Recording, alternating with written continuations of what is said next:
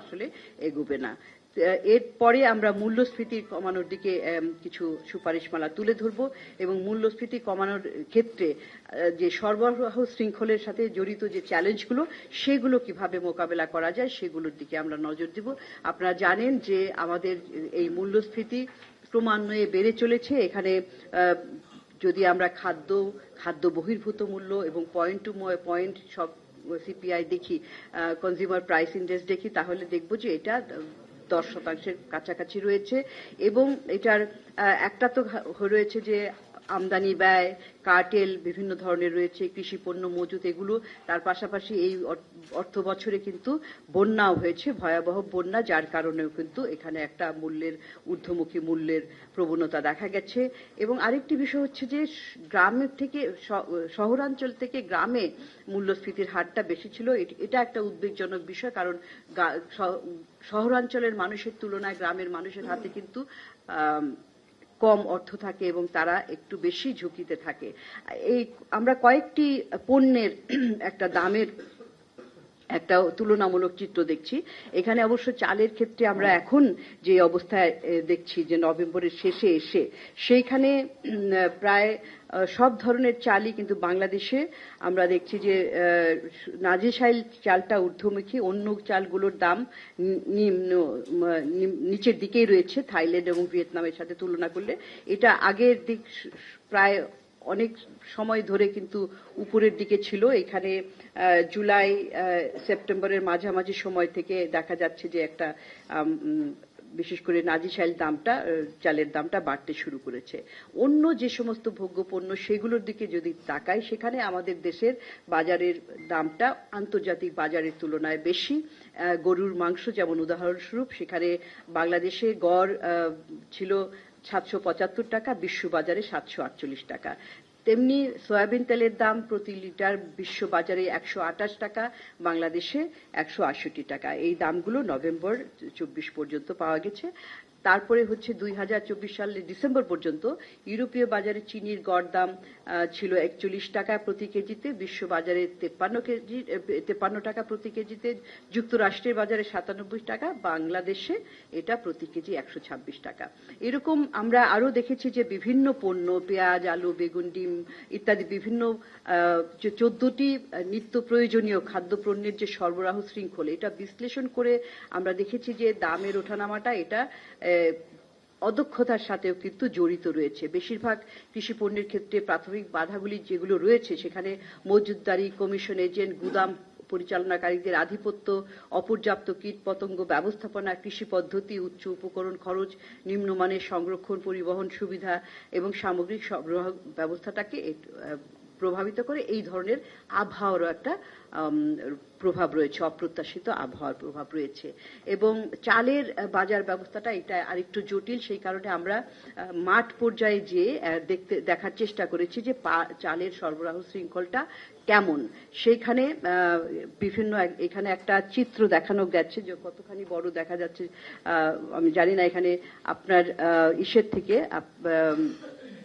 কৃষক থেকে একদম ভোক্তা পর্যন্ত বিভিন্ন পর্যায়ে যে একটা সরবরাহ শৃঙ্খল রয়েছে সেটা দেখানো হয়েছে। এর পরবর্তীতে এখানে দামটার দেখা গেছে যে উৎপাদক কিংবা কৃষক পর্যায়ে আমরা দুটো জায়গা থেকে এগুলোর বিভিন্ন সময়ে বাজার ঘুরে এসে দেখেছি, এই দামগুলো নিয়েছি। সেখানে উৎপাদকের পর্যায়ে নওগাঁতে যেমন ধরেন যে ধানের 27 টাকায় সেটা কেনার বিষয়, তারপরে পরবর্তীতে যে বিক্রি করছে সে 33 টাকা। এরকম উৎপাদক, ফরিয়া, ব্যাপারী, গ্রামীণ আড়তদার, হাস্কিং মিলার আড়তদার, শহরের আড়তদার, পাইকার, বাজার ভিত্তিক নগর আড়তদার এবং খুচরা বিক্রেতা, এই পর্যায়ে যাওয়ার পরে তো কতখানি পরিবর্তন হচ্ছে, কোন ধাপে মূল্যের কত শতাংশ পরিবর্তন হচ্ছে সেটা আমরা দেখানোর চেষ্টা করেছি, যার ফলে আপনারা বুঝতে পারছেন যে বিভিন্ন পর্যায়ে দামগুলি কিভাবে বাড়ছে। তো এটা হচ্ছে সরবরাহের বিষয়। এবং মূল্যস্ফীতির বিষয়ে কেন্দ্রীয় ব্যাংকের যে মুদ্রানীতি বিষয়ক যে পদক্ষেপগুলো, সেগুলোর পদক্ষেপও আমরা দেখেছি ইতিমধ্যে বেশ পদক্ষেপ নেওয়া হয়েছে। বিশেষ করে মূল্যস্ফীতির চাপ কমাতে কেন্দ্রীয় ব্যাংক যে ঋণের সুদ হার বৃদ্ধি করেছে এবং নীতি সুদ হার কয়েকবার করে বাড়িয়ে এটা 10% উন্নীত করেছে, যার ফলে ব্যাংকগুলো থেকে, বাণিজ্যিক ব্যাংকগুলো থেকে ঋণের সুদের হার 15-16% যে পৌঁছেছে। এটা একটা স্ট্যান্ডার্ড নীতিমালা। যখন উচ্চ মূল্যস্ফীতি থাকে তখন আসলে বাজারে মুদ্রার সরবরাহ কমানোর মাধ্যমে। কিন্তু অন্তর্বর্তীকালীন সরকার যে অত্যাবশ্যকীয় বিভিন্ন পণ্যের উচ্চ মূল্যস্ফীতির বোঝা কমাতে বেশ কয়েকটি সরবরাহ বিষয়ক ব্যবস্থাও বাস্তবায়ন করেছে। যেমন ধরেন যে ট্রেডিং কর্পোরেশন অব বাংলাদেশ টিসিবির মাধ্যমে পণ্য, বিভিন্ন অত্যাবশ্যকীয় পণ্য খোলা বাজারে বিক্রি করা এবং ঢাকা এবং ঢাকার বাইরে ন্যায্য মূল্যের বাজার প্রতিষ্ঠা করা। তবে কিছুদিন আগে অবশ্য আমরা দেখেছি এগুলোর সংখ্যা কিন্তু কমিয়ে দেওয়া হয়েছে এবং কোনো কোনো জায়গায় বন্ধ করার খবর এসেছে। এবং কিন্তু এখানে আরেকটা বিষয় যে এই অত্যাবশ্যকীয় পণ্যের সরবরাহ শৃঙ্খলে চাঁদাবাজি, মজুতদারি, অযৌক্তিক মূল্য নির্ধারণের মতো অনিয়ম, এগুলো মোকাবেলা করা সম্ভব হয়নি সেখানে সরকার, তেমন যার কারণে সরকার বিভিন্ন পণ্যের দাম কমাতে পারছে না। এবং এখানে আমি কয়েকটা সুপারিশ আগেও আমরা বলেছি, আমি মোটা দাগে বলে যাব। বাংলাদেশ প্রতিযোগিতা কমিশন গঠন এবং সেটার মাধ্যমে বাজারে যে প্রভাবশালী খেলোয়াড় অর্থাৎ প্লেয়াররা যারা বাজার নিয়ন্ত্রণ করে, বাজারের কারসাজি করে থাকে, সেগুলো পরীক্ষা করা এবং সংশোধনমূলক ব্যবস্থা গ্রহণ করা। মধ্যস্বত্বভোগী এবং যোগ সাজসের মাধ্যমে যারা দাম বৃদ্ধি করে তাদের বিরুদ্ধে শূন্য সহনশীলতা নীতি। প্রতিযোগিতা আইন 2012 এটাকে সংশোধন করা, অ্যান্টি ট্রাস্ট ধারা যুক্ত করার মাধ্যমে এই আইনটা লঙ্ঘন করবে যারা, তাদের জন্য জরিমানা আরোপ করা, নিম্ন আয়ের পরিবারগুলোর জন্য সহায়তা দেওয়া এবং বিভিন্ন পণ্যের যে সরবরাহ শৃঙ্খল, এই সরবরাহ শৃঙ্খলের মধ্যে যে এটাকে কিভাবে আরো উন্নত করা যায়, দক্ষ করা যায় প্রযুক্তির মাধ্যমে, সেটা করা এবং ব্যবস্থাপনা উন্নত করা। সেগুলি আমি পণ্য ধরে ধরে আর যাচ্ছি না। তারপরে আমি বৈদেশিক খাতের যে বাংলাদেশের বৈদেশিক খাতের পর্যালোচনা, সেটার দিকে আলোচনা করব। আমরা অবশ্য বৈদেশিক খাতে যখন আলোচনা করছি সেইখানে কিছু ইতিবাচক লক্ষ্য, ইতিবাচক ধারা লক্ষ্য করা যাচ্ছে। কারণ বাংলাদেশের যে সামষ্টিক অর্থনীতির বিভিন্নমুখী চাপ, যেটা শুরুতে বলেছি, সেটা সত্ত্বেও এই 2024-25 অর্থ বছরের প্রথম দিকে বৈদেশিক খাতে বিভিন্ন ইতিবাচক যে প্রবণতা, এটা কিছুটা স্বস্তি দিয়েছে। এবং সেই ইতিবাচকটা আমরা দেখেছি যে রপ্তানি আয়ের প্রবৃদ্ধি হার ছিল আশাব্যঞ্জক, 12.8%। রেমিটেন্স প্রবাহ ছিল সর্বোচ্চ সাম্প্রতিক সময়ে 27.6%। এলসি খোলা এবং নিষ্পত্তিটা এটার ক্ষেত্রে কিছুটা হ্রাস পেয়েছে, কারণ আমাদের আমদানি যেহেতু কমে গেছে, কিন্তু তারপরেও আমদানি 2% বেড়েছে। এবং তাছাড়া জুলাই সেপ্টেম্বরে বৈদেশিক মুদ্রা রিজার্ভের অবনমন ঘটেছে। সেটা আগের থেকেই একটা ধারাবাহিকভাবে পতন ঘটছিল, কিন্তু সেটা কিছুটা বৃদ্ধি পেয়ে ডিসেম্বরের শেষে $26 বিলিয়ন পৌঁছেছে, যেটা IMF হিসাব মতে $21 বিলিয়ন, এবং যার ফলে আমদানির জন্য এলসি খোলার ক্ষেত্রে কিছুটা শৈথিল্য আনা সম্ভব হয়েছে। এবং টাকার সাথে বৈদেশিক বিনিময় হারের যে পতন, সেটা রোধ করা গেছে এবং ডলারের বিনিময় হার 120 টাকার কাছাকাছি স্থিত হয়। এবং এর ফলে আমরা দেখছি যে রপ্তানি এবং রেমিটেন্স প্রবাহ প্রবৃদ্ধির কারণে বৈদেশিক লেনদেন ভারসাম্য, ব্যালেন্স অফ পেমেন্টের একটা ইতিবাচক প্রবণতা দেখা গেছে। এবং বাণিজ্য ও চলতি হিসাবের ভারসাম্যের মধ্যে যে নেতিবাচক একটা ছিল, নেগেটিভ স্থিতি, সেটা কমেছে, হ্রাস পেয়েছে। যদিও এখনো নেতিবাচক, কিন্তু নেতিবাচকের পরিমাণটা কমেছে। সেটা 4.89 বিলিয়ন থেকে নেমে আসে 2.74 বিলিয়ন মাইনাস। চলমান অর্থ বছরের প্রথমার্ধের শেষের দিকে বৈদেশিক খাতে সামগ্রিক পরিস্থিতি যে উন্নতি হয়েছে, এটার পরেও কিন্তু আসলে কিছু অন্তর্নিহিত ইনহেরেন্ট কিছু কারণ এবং কিছু চালিকা শক্তির এগুলো চিন্তার বিষয় এবং এগুলো গভীরভাবে পর্যালোচনার দাবি রাখে। এবং যেটা আমি বললাম যে প্রবৃদ্ধি, রপ্তানির যে প্রবৃদ্ধি, সেটা কোন কোন খাতে কিভাবে হয়েছে, নিটওয়্যার, ওভেনওয়্যার, তৈরি পোশাক ইত্যাদি ক্ষেত্রে, এবং মূল্য সংযোজন বৃদ্ধি যেটা, ভ্যালু এডিশন যেটা, সেইটাও কিন্তু দাম এটার ইতিবাচক প্রবৃদ্ধি হয়েছে। তবে একটা জিনিস এখানে লক্ষণীয় যে আমরা আমাদের এই সবসময় অনেকদিন থেকে এই ধারাটা যে আমাদের যে তৈরি পোশাক রপ্তানি বৃদ্ধি পাচ্ছে, এই বৃদ্ধিটা কিন্তু মূল্যের পরিবর্তনের কারণে, মূল্য বাড়ার কারণে না, আমরা ভলিউম অর্থাৎ পরিমাণ বাড়িয়ে কিন্তু এই আমরা আয় করছি বেশি। তো সেইটা পরিবর্তনের দিকেও যেতে হবে, যাতে কিনা আমরা বেশি উন্নত মানের পোশাক রপ্তানি করে আরো বেশি মূল্য আহরণ করতে পারি, সেই দিকে নজর দিতে হবে। এবং এই যে তৈরি পোশাকের যে অন্তঃস্থিত সীমিত পণ্য বৈচিত্র্যকরণ, ডাইভার্সিফিকেশন, এইটা আমাদেরকে বাড়াতে হবে। এবং বিশ্ববাজারে যে ব্র্যান্ড বায়াররা আছে তাদের যে একচেটিয়া একটা আধিপত্য রয়েছে, এই আধিপত্যটা আসলে এটার দিকে, এটা একটা কারণ যে আমরা এই মূল্যের দিকে, এই যে মূল্য বাড়িয়ে মূল্য থেকে বেশি আহরণ করতে পারছি না রপ্তানি আয়টা। এবং আরেকটা বিষয় হচ্ছে যে আমাদের যে বাজার বহুমুখীকরণের কথা বলছি, একদিকে পণ্য বহুমুখীকরণ, আরেকদিকে বাজার বহুমুখীকরণ, নতুন নতুন বাজার, যে সমস্ত বাজারে আমরা এখনো প্রবেশ করতে পারিনি সেগুলোতে আমরা এখনো যেতে পারিনি, প্রচলিত কয়েকটা দেশের মধ্যে রয়েছে। অথচ আমাদের যে দক্ষিণ এশিয়া, পূর্ব এশিয়া, দক্ষিণ এবং আসিয়ানভুক্ত দেশগুলো, যারা কিনা বিভিন্ন ধরনের পণ্য বিভিন্ন জায়গা থেকে আমদানি করে থাকে প্রচুর পরিমাণে, আমরা তো শুধুমাত্র তৈরি পোশাক রপ্তানি করি, সেই জন্য কিন্তু আমাদের বাজারটাও সীমাবদ্ধ রয়ে গেছে। আরেকটি বিষয় হচ্ছে যে রেমিটেন্সের গতিধারা, আপনারা জানেন যে রেমিটেন্সের একটা উচ্চ উল্লম্ফন ঘটেছে আসলে 2024-25 অর্থ বছরে। এটা আসলে একটা কারণ যে আগস্ট মাসে ছাত্র জনতার যে সফল একটা আন্দোলন হয়েছে, তার ফলে হুন্ডি হাওলার মাধ্যমে যে টাকা পাচার এবং ইনফরমাল চ্যানেলে যে রেমিটেন্স আসা, এখানে কিন্তু বাধার একটা বাধা সৃষ্টি হয়েছে। এটা একটা ভালো, কিন্তু আসলে এই ইতিবাচক ফলাফলটা কতদিন থাকবে, এটা অব্যাহত থাকবে কিনা সেটা নিয়ে সন্দেহ রয়েছে। এটাকে আসলে মনে হয় যেন এককালীন একটা ট্রেন্ড আমরা দেখছি। এবং আরেকটি বিষয়, এখানেও কিন্তু আমরা সবসময় যে একটা ভলিউম নির্ভর, আমাদের দেশ থেকে প্রচুর শ্রমজীবী মানুষ গত 4 বছরে গেছে বিদেশি বাজারে, বিশেষ করে মধ্যপ্রাচ্যের শ্রম বাজারে গেছে, এবং কিন্তু তারপরেও যে পরিমাণে লোক সংখ্যা গিয়েছে কাজ করতে, সেই পরিমাণে কিন্তু আসলে রেমিটেন্সটা আসছে না। এবং সৌদি আরব, সংযুক্ত আমিরাতে যে বাংলাদেশের যে অভিবাসী যারা গেছেন, মাইগ্রেন্ট ওয়ার্কার, তাদের সংখ্যা এবং রেমিটেন্সের মধ্যে যে পার্থক্য দেখা গেছে, এইটা পার্থক্যটা কেন হচ্ছে, এটা কিন্তু আরো খতিয়ে দেখতে হবে। এবং আরেকটা বিষয় হচ্ছে যে আরো আমাদের এই রেমিটেন্সের ক্ষেত্রেও আরো নতুন নতুন বাজারে যাওয়া, এটা একটা। এবং যারা পাঠাচ্ছে রেমিটার, তা অভিবাসী শ্রমিকরা, তারা এই রেমিটেন্স পাঠানোর ক্ষেত্রে হয়রানি ইত্যাদি একটা বিষয়, এবং যাওয়ার ক্ষেত্রেও যে সমস্ত হয়রানির মুখোমুখি হয় সেগুলো যাতে বন্ধ করা যায়। বৈদেশিক খাতের আরেকটি বিষয়, যে শুরুতে বলেছি যে বৈদেশিক লেনদেন ভারসাম্যে আমরা দেখছি যে একটা দৃশ্যমান উন্নতি হয়েছে, এবং এই দৃশ্যমান উন্নতিটা হয়েছে মূলত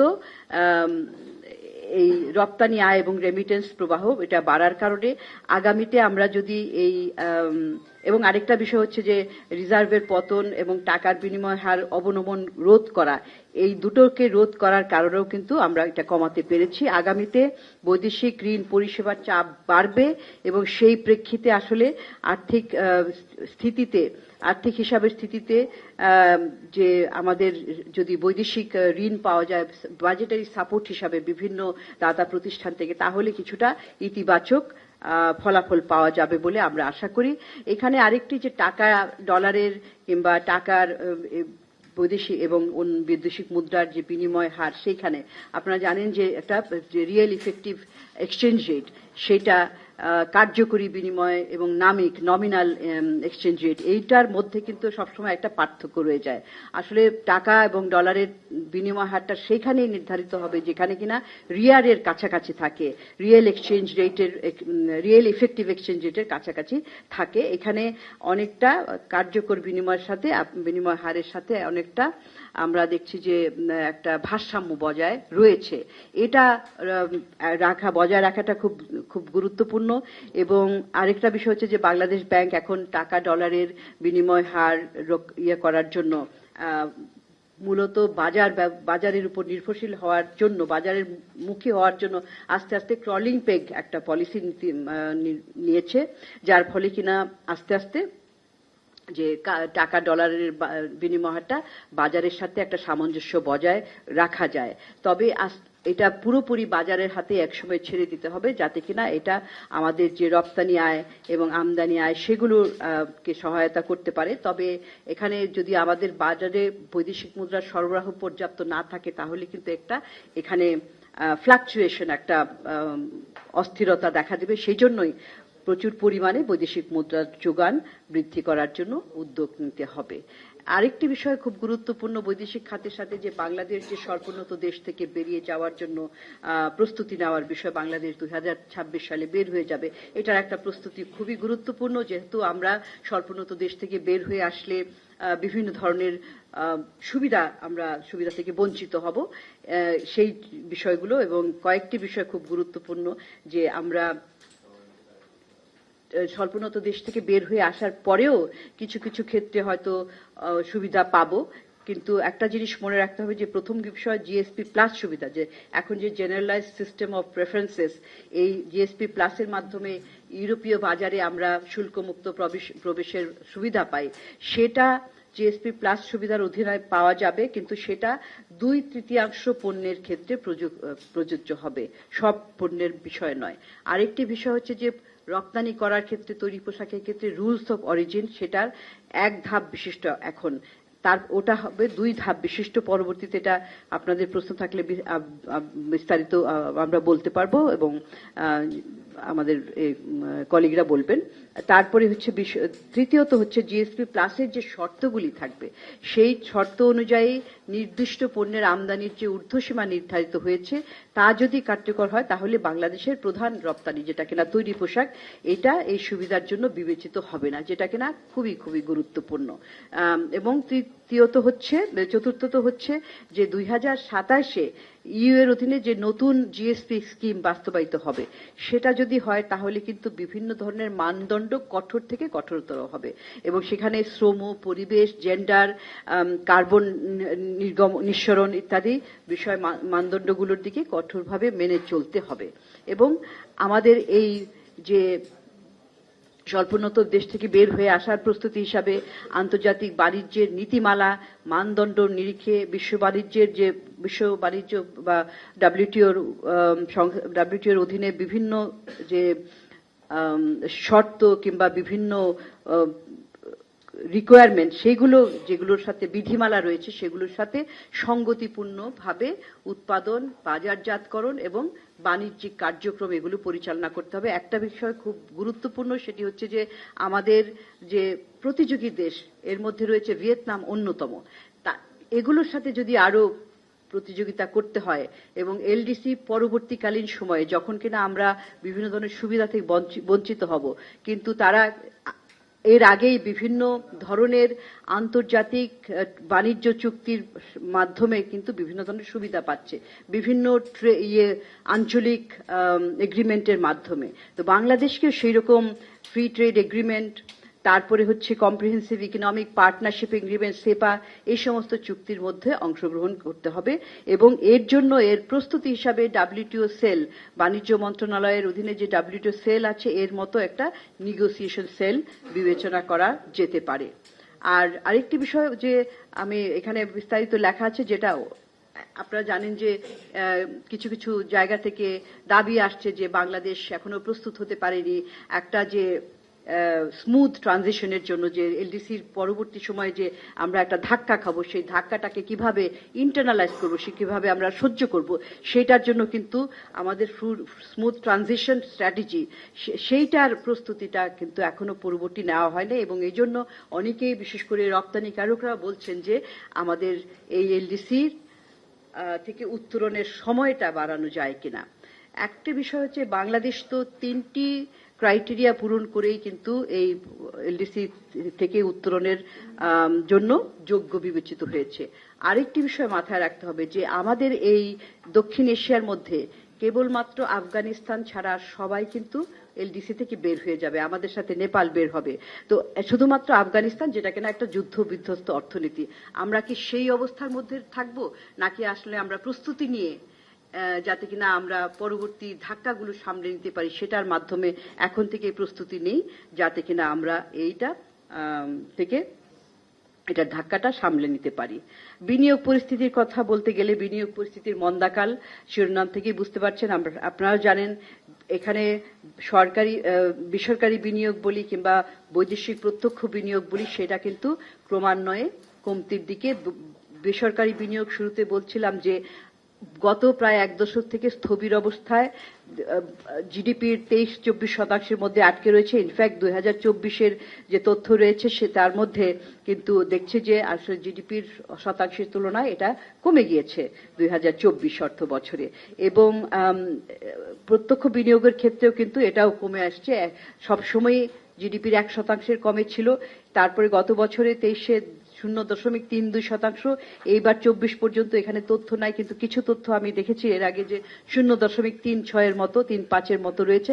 অর্থাৎ কিনা একেবারে এবারে অর্ধেকও না, 0.5ও না। একমাত্র সরকারি বিনিয়োগ একটু বেড়েছে, এটাই কিন্তু আপনারা জানেন সরকারি বিনিয়োগের মাধ্যমে আসলে অর্থনীতির আকারের মধ্যে তো সরকারের অবদান অনেক কম, সরকারি সেটা 20%-এরও কম। তো সুতরাং বিনিয়োগটা অন্য জায়গায় ব্যক্তি খাতে না হলে অর্থনীতিতে কর্মসংস্থান সৃষ্টি হবে না, সেটা একটা চিন্তার বিষয় রয়েছে। সরকার ইতিমধ্যে প্রথম 6 মাসে বেশ কিছু ব্যবসা এবং বিনিয়োগ বান্ধব পদক্ষেপ, সংস্কারমূলক পদক্ষেপ গ্রহণ করেছে, কিন্তু এটা কতখানি এই যে বিনিয়োগে অবনতি অবনমন ঘটছে সেটাকে রোধ করতে পারবে সেটা এখনো অনিশ্চিত রয়েছে। এবং সামগ্রিকভাবে যদি আমরা পর্যালোচনা করে থাকি, এটার বিনিয়োগটা যে কমছে সেটার আরো একটি প্রমাণ হচ্ছে যে বেসরকারি খাতে ঋণ প্রবাহ এটাও কিন্তু কমে যাচ্ছে গত বছরের তুলনায়। দেখতে পাচ্ছেন যে গত বছরে এই অর্থবছর 23-24 পরিবর্তন হয়েছিল, 9.9% হারে বৃদ্ধি পেয়েছিল। এই বছরে আমরা দেখছি এখন পর্যন্ত 9%।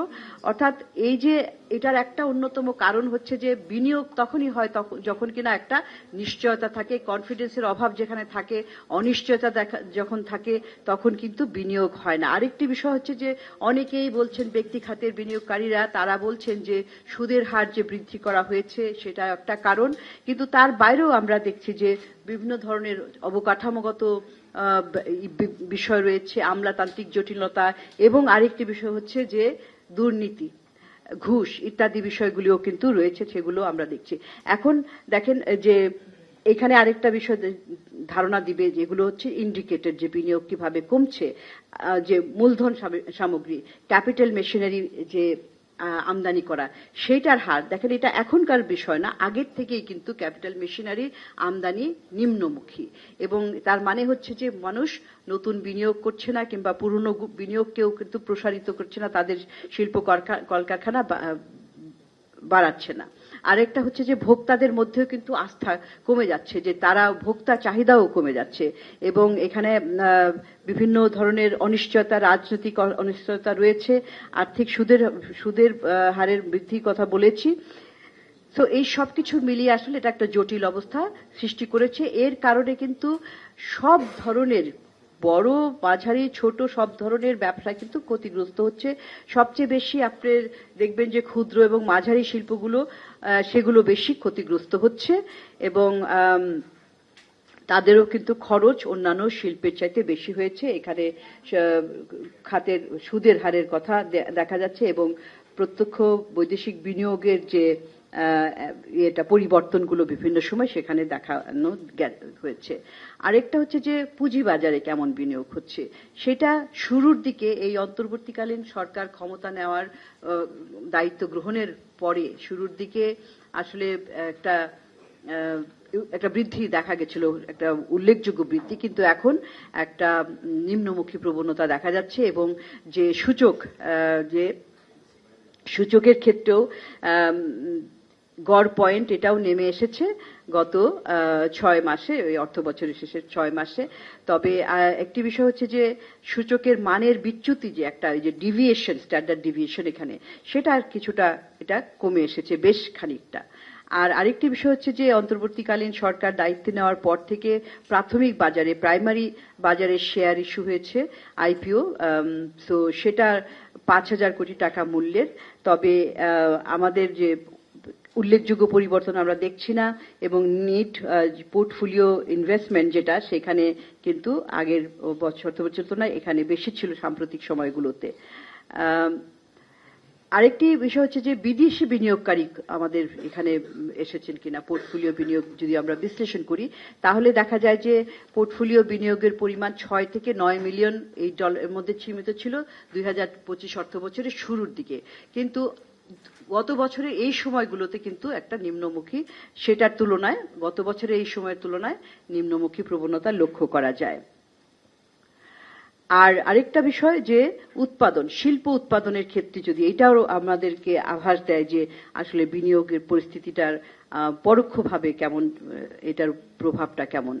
আমরা শিল্প উৎপাদনের ক্ষেত্রে পরিসংখ্যান ব্যুরোর যে মাসিক শিল্প উৎপাদন সূচক যেটা আইপিআই, সেখানে ব্যবসার যে উৎপাদনের ক্ষেত্রে বিনিয়োগ পরিস্থিতি এটা মন্দার আভাস দিচ্ছে, এবং সেই ক্ষেত্রে বড় এবং বিশেষ করে বড় এবং উৎপাদন খাতের শিল্প লার্জ স্কেলে এখানে দেখতে পাচ্ছি যে একটা পতন লক্ষ্য করা গেছে, এবং যেটা কিনা এই বর্তমান যে চ্যালেঞ্জগুলি রয়েছে সেই চ্যালেঞ্জগুলির একটা প্রতিফলন করা যাচ্ছে। এবং এছাড়া কতগুলো কারখানা, তৈরি পোশাক কারখানা বন্ধ হয়ে গিয়েছে, বেক্সিমকো, কেয়া কসমেটিক সহ এরকম 7টি পোশাক কারখানা, তৈরি পোশাক কারখানা বন্ধ হয়ে যাওয়া, এবং তারপরে এইটার আসলে পুনরুদ্ধার প্রক্রিয়াটা, অর্থনৈতিক যে উৎপাদন পুনরুদ্ধার প্রক্রিয়া সেটা কিন্তু আরো প্রকট করে চলছে। এবং আরেকটি বিষয় হচ্ছে বেকারত্ব, সেটাও যে এই যে বিনিয়োগ পরিস্থিতি খারাপ সেটার তো প্রভাব পড়বে আরেকটি জায়গায়, যে কর্মসংস্থান সৃষ্টি হচ্ছে কিনা, বিনিয়োগই নাই কর্মসংস্থান হবে কিভাবে, এবং সেটারই প্রতিফলন ঘটেছে যে বেকারত্বের হার 2024 সালের সেপ্টেম্বর সময়ে ছিল 4.07%, যেটা কিনা এই বছরে এসে 4.49% এসেছে। এখানে প্রধান প্রধান সমস্যা রয়েছে, আমরা এখানে দুটো ভাগ করে কাঠামোগত যেটা কিনা একটু সময় সাপেক্ষ বিষয়, কিন্তু অপারেশনাল চ্যালেঞ্জ যেগুলো সেটা কিন্তু এখনই অনেকগুলো এখনই এগুলোকে মোকাবেলা করা উচিত এবং করা যায়। অপারেশনাল চ্যালেঞ্জগুলির দিকে আসলে অন্তর্বর্তীকালীন সরকারের মনোযোগ দিতে হবে। এর মধ্যে উচ্চ কর হার, নীতি অস্থিতিশীলতা, বৈদেশিক মুদ্রার অস্থিতিশীলতা, উচ্চ মূল্যস্ফীতি, উচ্চ সুদের হার, কাস্টমস ঋণ খুলতে জটিলতা, গ্যাস বিদ্যুতের দাম বৃদ্ধি, গ্যাস বিদ্যুতের প্রাপ্যতা বিঘ্নতা, ভ্যাট বৃদ্ধির কারণে দাম বৃদ্ধি, ঘন ঘন সড়ক এবং মহাসড়ক অবরোধ, আইন শৃঙ্খলা পরিস্থিতির অবনতি, ভোক্তার আস্থার পতন, এইরকম যে চ্যালেঞ্জগুলি এগুলি কিন্তু এখনই ইমিডিয়েট তাৎক্ষণিকভাবে মোকাবেলা করা সম্ভব, এবং কাঠামোগত পরিবর্তনের জন্য যে এগুলো, এই চ্যালেঞ্জগুলিও মোকাবেলা করার জন্য উদ্যোগ এখন শুরু করা এবং পরবর্তীতে এগুলো চালিয়ে যেতে হবে। আর বিভিন্ন ক্ষেত্রে আমরা দেখেছি যে সরকার অনেকগুলো উদ্যোগ নিয়েছে, যেটা শুরুতে বলেছে অনেক উদ্যোগ নেওয়ার পরেও ভিজিবল কোনো পরিবর্তন দেখা যাচ্ছে না। পরিবর্তন এখানে উদ্যোগের মধ্যে এই যে একটু আগে বললাম যে এক্সচেঞ্জ রেট ম্যানেজমেন্ট, বৈদেশিক মুদ্রার মজুদের ক্ষেত্রে জ্বালানি মূল্য, ব্যাংকগুলোর সংস্কার, ব্যাংকগুলোর ঋণ সহায়তা, মুদ্রাস্ফীতি নিয়ন্ত্রণের জন্য বিদেশি বিনিয়োগ বাড়ানোর জন্য উদ্যোগ, ব্যাংকিং খাতের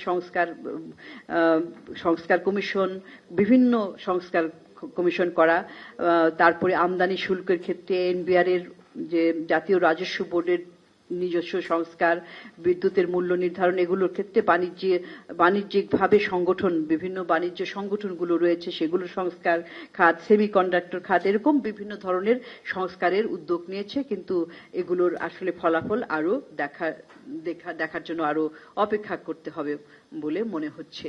এবং অপারেশনাল সুপারিশমালা যেটা আমি আগেই বলেছি, এটা আর এখন বলছি না, এগুলো এখনই শুরু করা উচিত। আরেকটি বিষয় যে আমাদের এটা মূল্যস্ফীতির সাথেও জড়িত, যে আমাদের যে বিভিন্ন উৎপাদন হচ্ছে, কৃষি উৎপাদন, বিশেষ করে ধান এবং গম খাত, সেখানে আমরা দেখছি যে একটা নিম্নমুখী উৎপাদন এবং ব্যয়টা হচ্ছে উচ্চ। অর্থাৎ এই খাতটা নিম্ন উৎপাদন এবং উচ্চ ব্যয়ের বৃত্তে আটকে গেছে। এবং এখানে আমরা দেখছি যে আমাদের যে আমন ধান এই বছরের অর্থ বছরের প্রথমার্ধে উৎপাদন কম হয়েছে, যেটা কিনা চালের ঘাটতি তৈরি করতে পারে। এবং তারপরে এটার কারণও রয়েছে, বন্যা হয়েছে 23টি জেলায়, আবাদ ক্ষতিগ্রস্ত হয়েছে, এবং তারপরে বিভিন্ন এই উচ্চ মূল্যের কারণে আসলে যে ব্যুরো ধানের আবাদ লক্ষ্যমাত্রা